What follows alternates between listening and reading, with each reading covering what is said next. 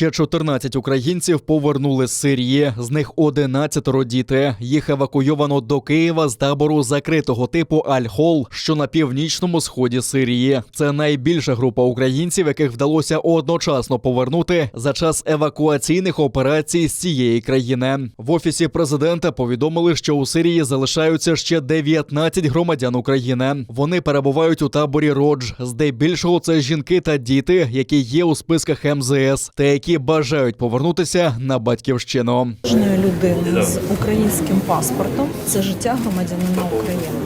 І українська держава дбає про всіх своїх громадян. Сьогодні, завдяки спільним зусиллям Офісу президента, Міноборони та Міністерства зовнішніх справ, ми повернули ще 14 українських громадян з Сирії. На жаль, там ще залишаються наші громадяни, і ми будемо робити все можливе і неможливе для того, щоб їх повернути.